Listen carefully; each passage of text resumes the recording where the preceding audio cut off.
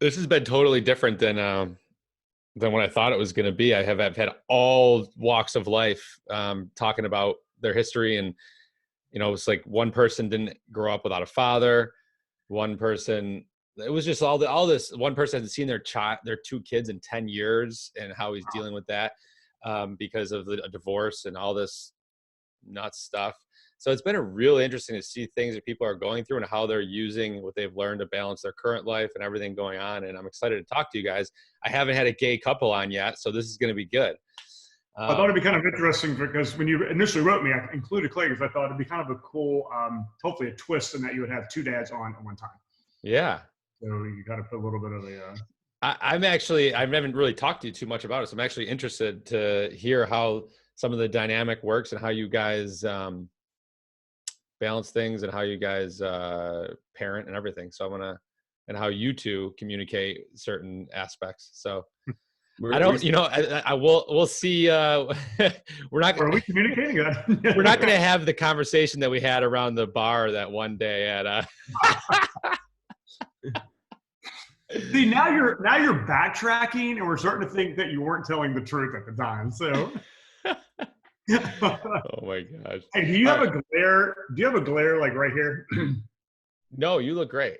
Okay, all right. On my screen, it looks like the light is too bright right there, so I just want to. Okay, I can't even prevent mine. Mine comes from a window over here. I can't even do anything about it. Yeah, we took the brightest part of the house just to give you. So you might. No, you guys. This is great. This is a good setting. Got some cool sharks, fish in the background. Whatever's going on there. Cool. All right, so we went out and bought all this for you. What'd you say? I was joking. So we went and bought all this for you just to make. Oh, you guys just completely decorate your background for this podcast. Should we go grab our microphone? You guys sound good. You sounds good. So, Clay, Jesse, both you guys, I start with this question every time. Where do you live? How long have you been married? How many kids do you have? What's your professions? Let the podcast listeners know. All right. So if I can remember all those, we're in Orlando, Florida, about 25 minutes from Walt Disney World, which we get to fairly frequently. We've been together for 10 years, married for 2013, 6 years. Yeah. 7 years, 6 years. I knew he would fail that question. I see the dynamic already, by the way. If I see what's happening here. 7 years, right? Oh, I guess it is. Yeah. See, so I was right. We didn't fail that question. Give us another couple of minutes. Well, and we have one child, Liam. He's 7 years old. Yeah. So what do you do for work? Well, ironically, we both work for the same company. We work remote. The company we work for is Just Thrive. We're a health and wellness company that focuses on gut health and the microbiome. And I believe you had a really cool interview with Tina, who is the CEO and the co-founder.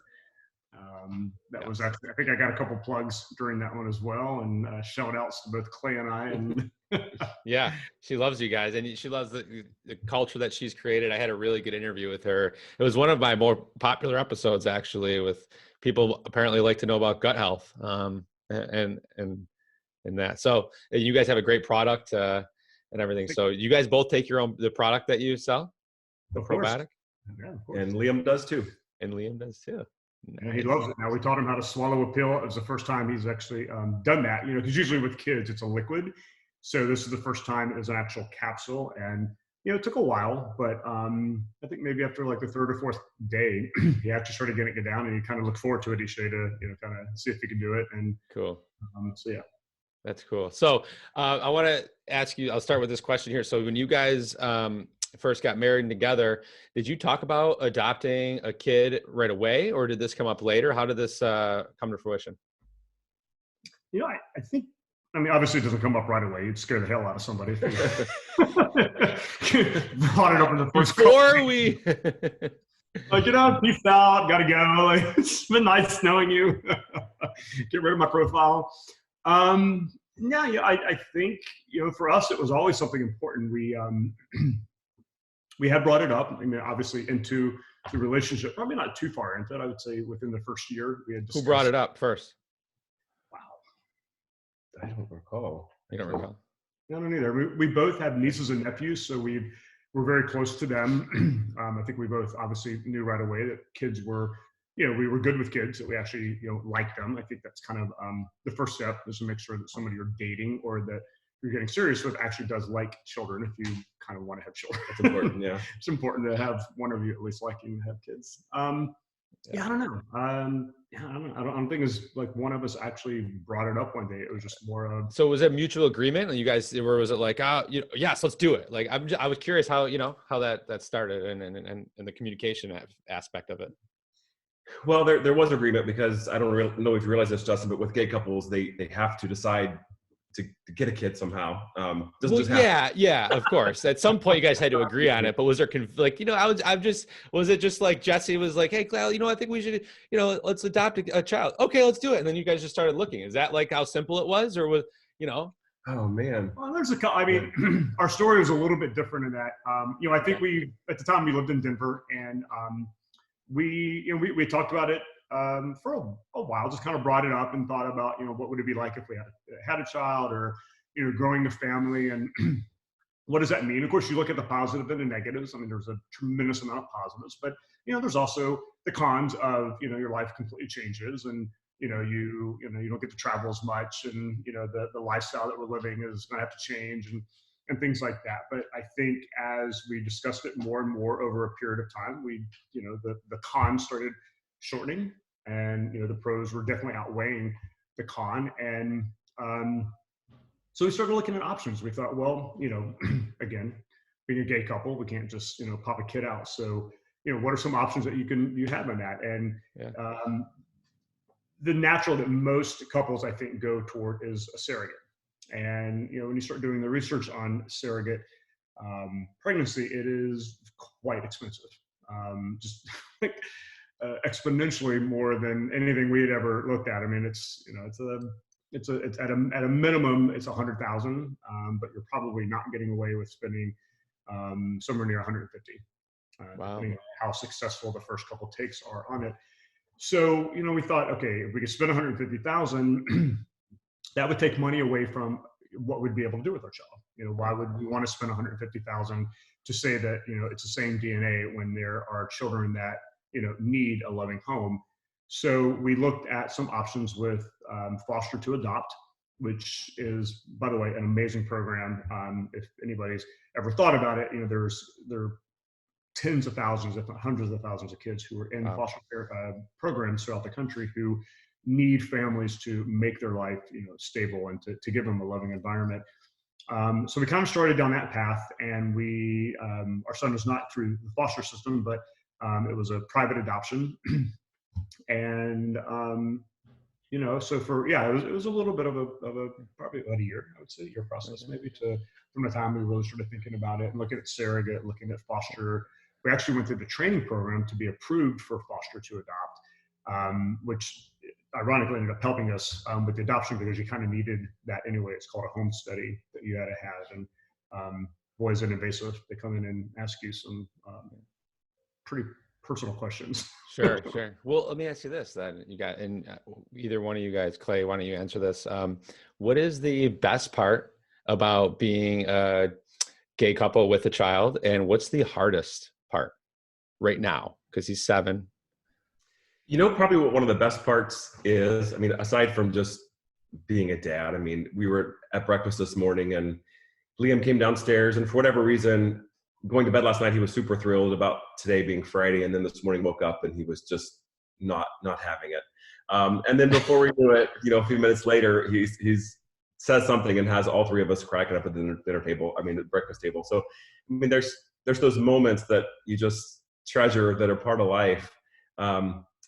But aside from that, one of the coolest parts has been, as a gay couple, all the other people that say that we have, or not have been, that are kind of a role model for them. They'll say, you guys are kind of what we aspire to be. We want to have a family, or how do you do it? Or we'll even have single people come up to us, gay and straight, just wanting to know about the process, and adoption. And I think that's really cool.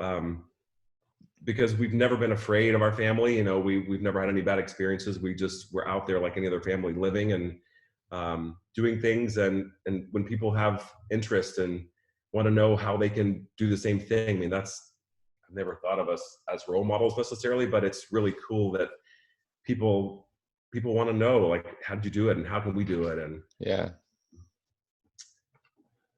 And so then what was the second part of the question? Yeah, that's okay. No, because you get, so just so you guys know, like Clay and Jesse, and I'm going to do an intro, but we, you know, we're friends. So I've talked to them a lot about it, and the way that you guys talk about Liam is just like beautiful. You guys, I know, like, you must have went smooth through the approval process, just because I just know the love you guys have for him and how much you love hanging out and spending time.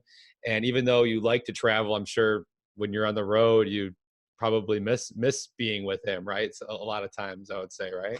How often do you travel? Day two is kind of the, you know, Yeah, catch 22. Like, that's kind of cool to be away. But day two, Yeah. you're like, all right, I miss him now. He's 7. Is he like, don't leave, or is he kind of understand, like, you know, my dad have to go to work, so, you know, that's the way it is? Well, I travel more, so he's gotten used to me being, you know, kind of in and out. I will say, Okay. I've noticed now more that he does say to me, oh, you're leaving again? Or, you know, the last trip was, you know, he kind of came in and he hugged me. He was like, you know, I wish you didn't have to leave. And, you know, and that's, I mean, that tears you up, you know. I mean, you don't want your child to say that. And I do see now too that he gets really excited when I come home. So that's a positive. I look at that as success of parenting, that he likes me to come back home. So do you try to, do you purposely, like, choose to travel? You know, obviously we have to for work, but choose to travel a little bit less, or ask to travel less because of Liam? Or do you just go? Curious. Well, I mean, I think in my, I think in what I do, there are things that, like, I don't obviously have a choice depending on what the event is. I mean, as you know, I mean, we all go to masterminds and different trade shows, and a lot of them are, you know, you're dependent upon obviously their dates and the times that they're doing it. I do turn down certain things just because I will look at the schedule and think, you know, do I really need to be away for that? And, you know, a lot of times the answer is no. And I will say, you know, the main reason is because do I want to be away from home? I know Clay may argue sometimes that. I was just going to ask, that was my next question. I was going to ask how Clay. It depends also where the location is. And he's like, Liam can't have me gone right now. That was my follow-up question. So that's good. I mean, come on, it's like a really cool resort, right? You know, there's some challenges there. Like, where do you get over it? Right, go. Do you think you guys, I mean, he's getting older. Do you think you guys would be able to take, because I have a 4-year-old and a almost 2-year-old. And I would love, like, in the future, if I'm still traveling for network marketing, to take them on a trip or two.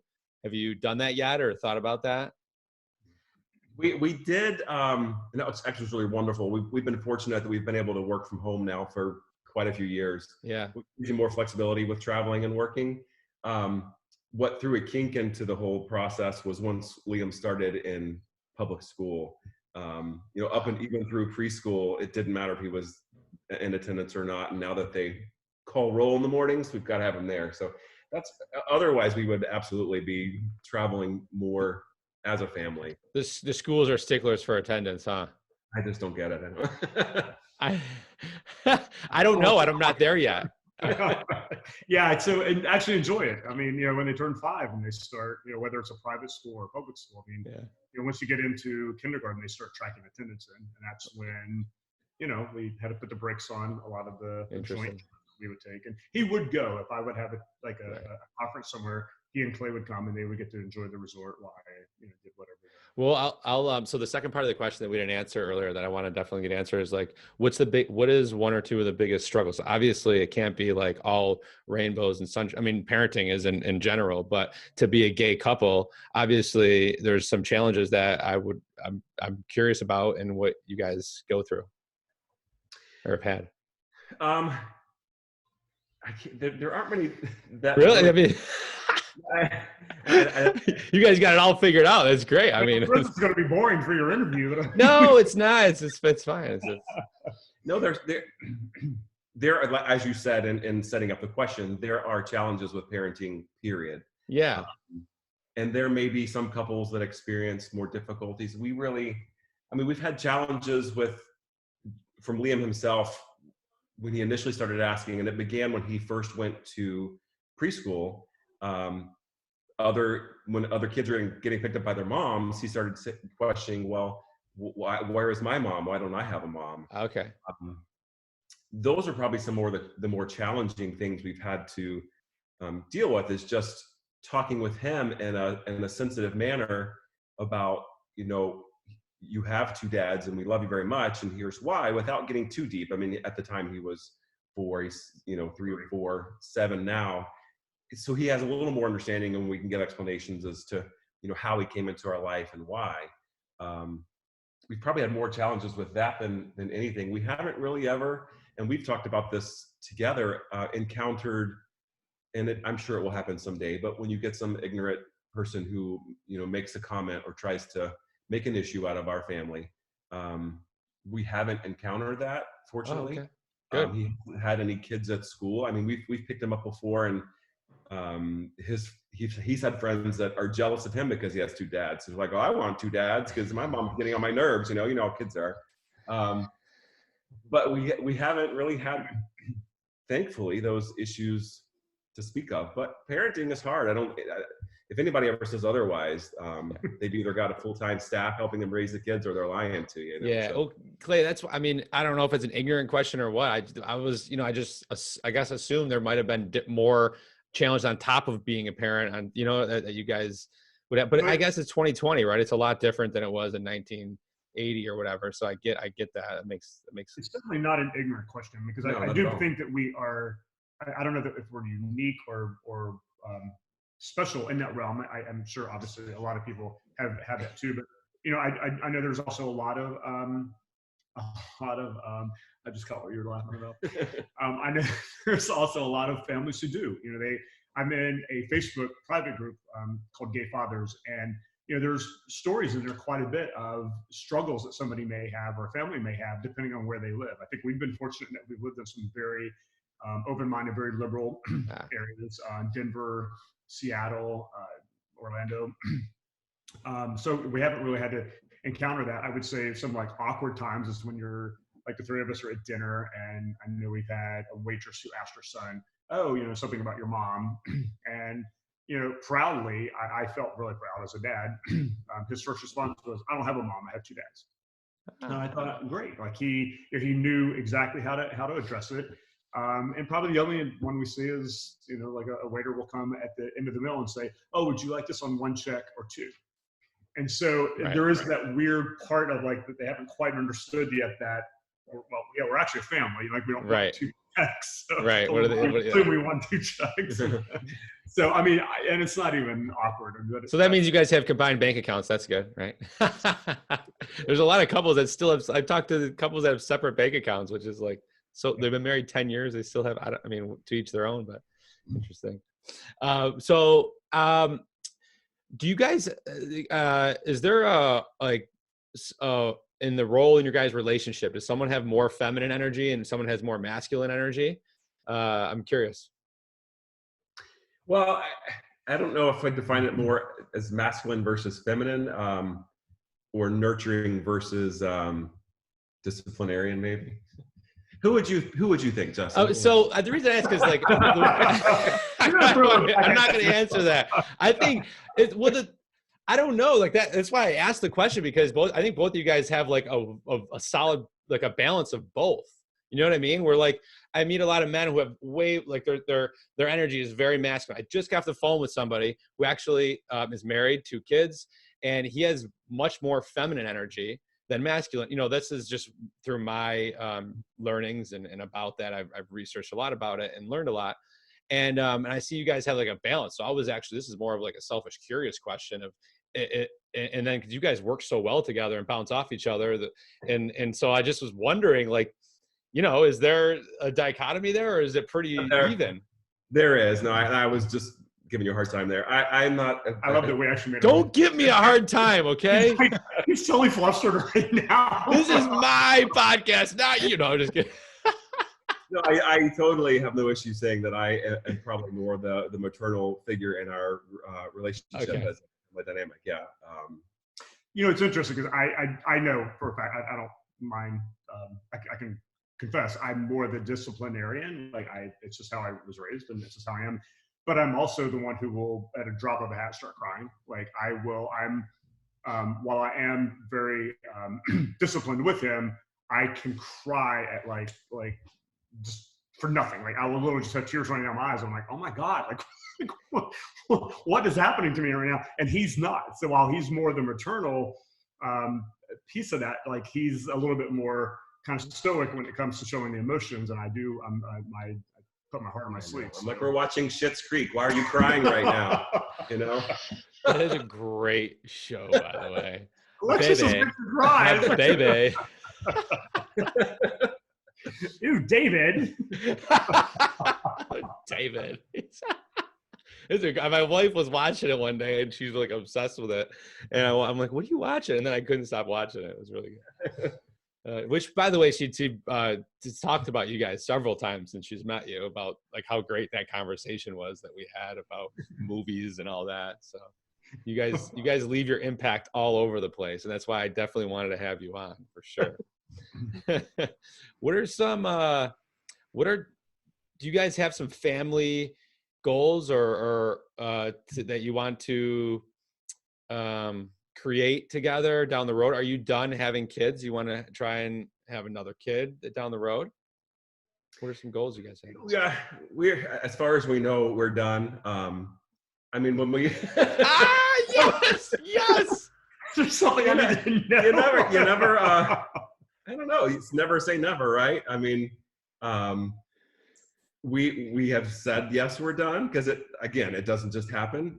But Liam says he would love to have a brother. He tells us all the time.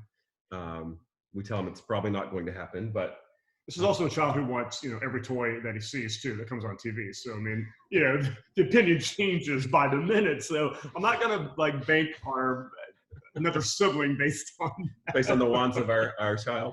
Here you go. You wanted it. He's yours. You asked for it.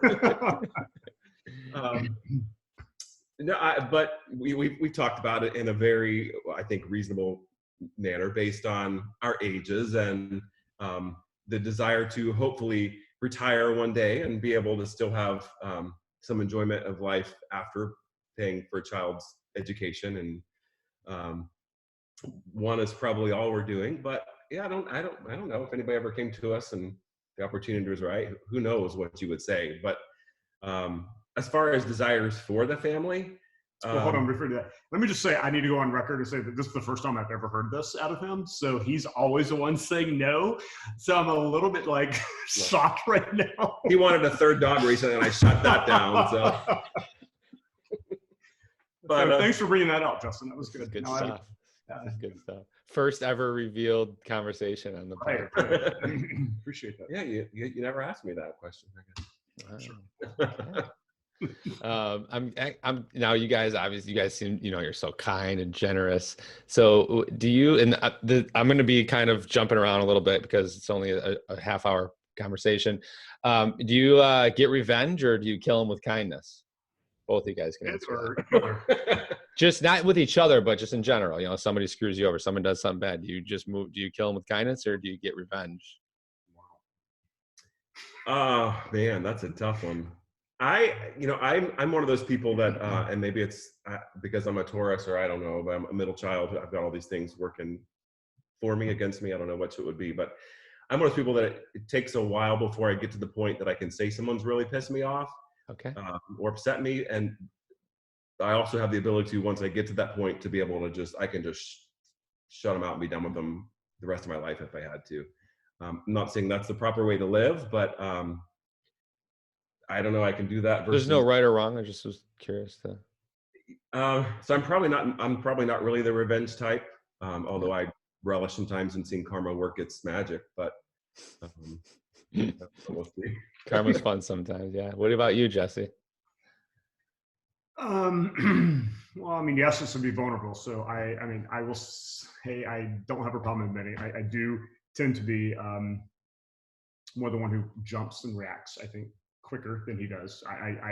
I commend him and applaud him on his ability to stay a little bit more even keeled, where I think my personality is just more of like, I can react to it, whether that's, being angry at something or overly excited about something. But on the flip side, where I can get mad at something and have that reaction, I think I can let it go a little bit easier than he does. So, I mean, he will hold on to that damn thing until, like, something else comes along that supersedes it, where I can usually kind of let myself just like walk away from it and be like, I had it, it's out of my system and I'm done and ready to move on to the next angry moment.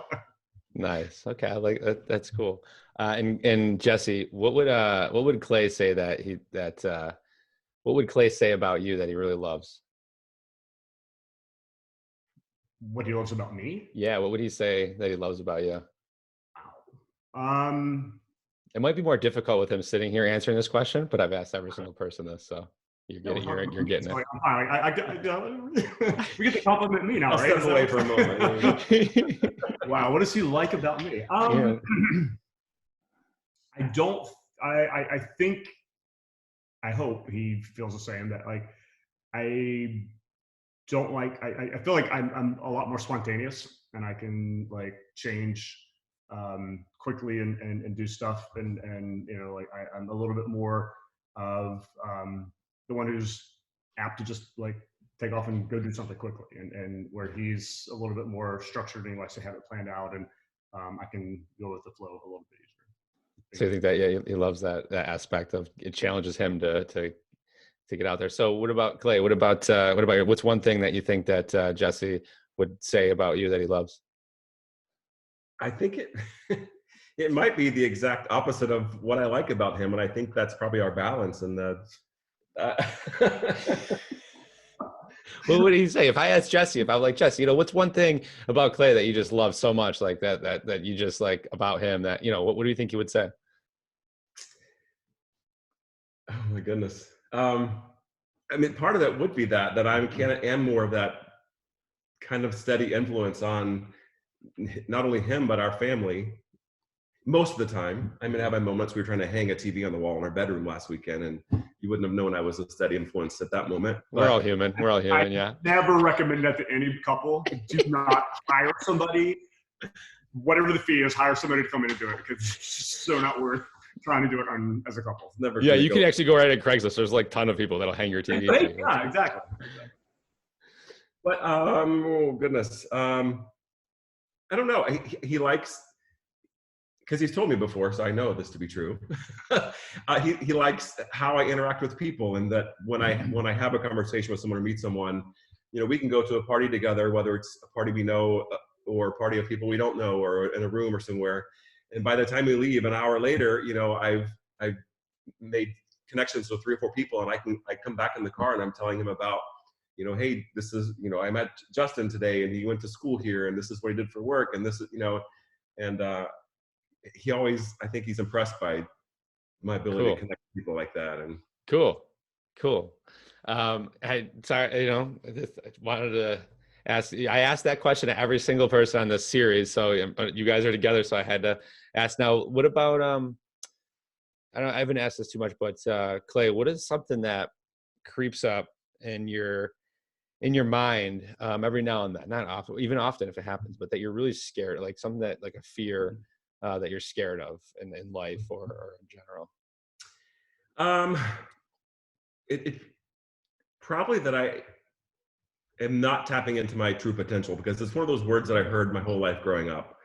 Interesting. You're so smart, but you're not living up to your potential. And it's like I feel like I constantly need to figure out, what is it that is your true passion? What do you want to be doing? How can you tap into the greatness that is there, but you really don't know how to get to? If that makes sense. Absolutely. That's probably my biggest fear, is I don't want to die without ever realizing that.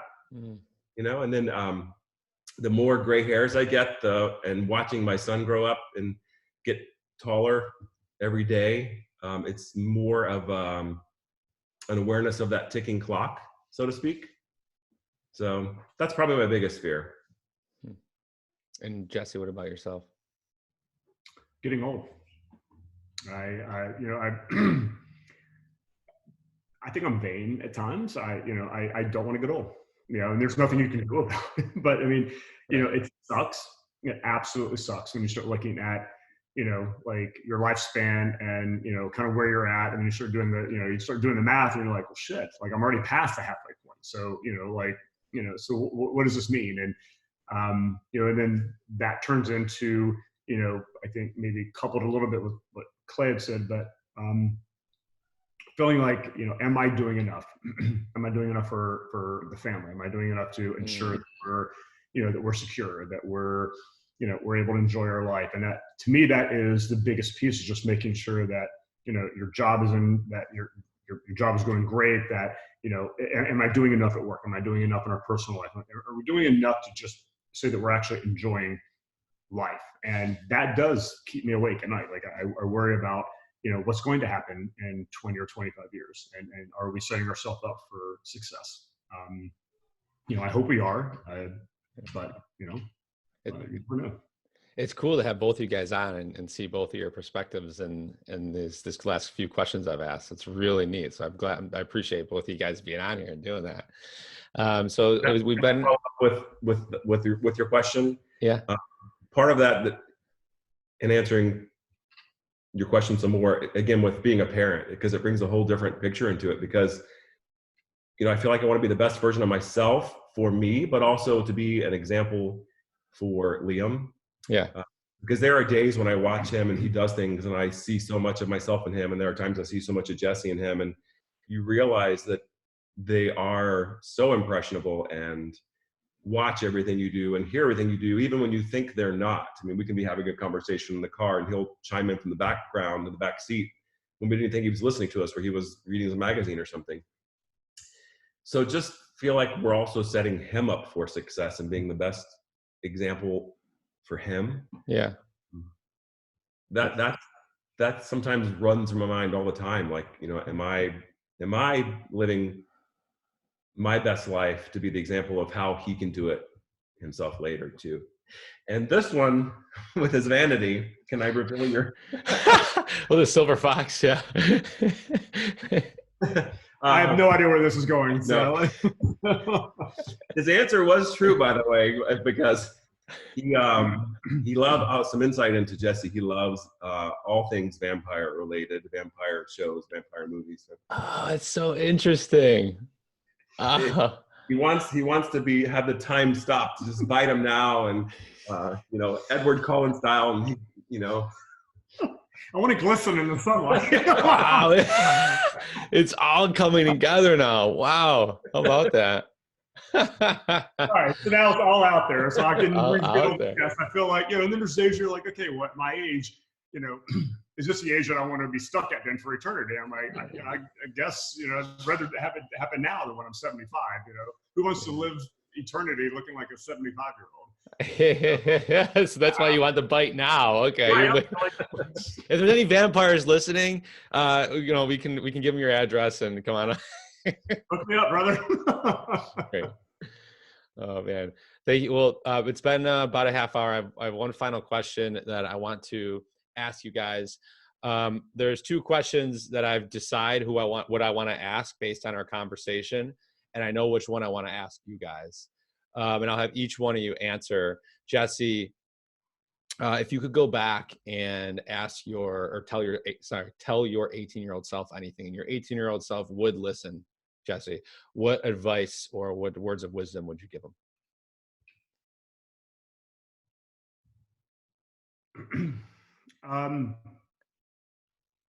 Live your life for yourself first. I think I spent most of my young adult life trying to please others, worried about what other people thought, worried about relationships that I was in, worried about hurting somebody, worried about well, what would it mean if I was alone? And I never really took that time to actually allow myself to, I think, like myself. It was I was focused so much on making sure that other people like me that I didn't take the time to actually like myself. And I think that was kind of a detrimental decision on my part, because as I got older, I started realizing that, at the end of the day, you have to love and like yourself. And that was a big piece. And I think it probably didn't come to fruition until I was probably like 40. I mean, I hate to say it, but I think I was probably around 40 when I realized that, not that I'm a priority, but like I have to put that piece first, and I have to actually like who I am as a person before I can give back and have somebody else like me as well. And it wasn't until then that you really started realizing that your relationships with your friends and your family and significant others, and Clay came along after it, and I think that helped maybe the success that we have for me and our relationship is that I did allow myself to be more vulnerable, and I did know when to say no, and I knew when to what was it I was looking for out of a relationship, as opposed to just trying to have somebody else dictate what that relationship looked like. Good. Like that. Cool. And I didn't even know you look like you're 32, 33. I didn't even know you were 40. Jeez. Thank you. How about that? The Clay, like I threw that in there for vanity. That's good. The vampire blood's working, I guess. I bought some online. It said it was supposed to take years off of you. Yeah. That was beautiful. Thank you for sharing that. And Clay, I will ask you, what would you go back and give your 18-year-old self some words of advice now that you've had a little time to think? It would be very similar advice, although I wish I could probably go back and tell my 12-year-old self, start even sooner if I could. That it's be true to yourself, because I'm not going to say it's unique to gay people, but it definitely affects a big majority of our community. Maybe not as much now as people are more accepting, but even people in my age range, and similarly, you spend so much of your time, once you start figuring out who you are, then you start wondering who other people want you to be. And then you kind of construct this whole personality or this front for them. And it's just, beyond just the amount of energy it takes, you kind of lose that development of really knowing who you are. So it's a process. Once you kind of come to terms with it, you have to go through and do later in life what most people did probably normally through their teen years, and that is figure out who you truly are and how you feel, without having all those layers of how will this impact my family, what will they think, what will people in the church think, just all the people at work. Once you can remove all of that, it's very freeing, but it's also if you could go through life without ever having to go through that in the first place, that would be wonderful. I would also probably suggest I start my 401k sooner and buy Amazon stock. So yeah, financial advice. Yeah, definitely. Thanks for sharing that, Clay. Thank you for sharing that. So that's a wrap, fellas. That was great. Thank you so much. I'm going to stop the recording now.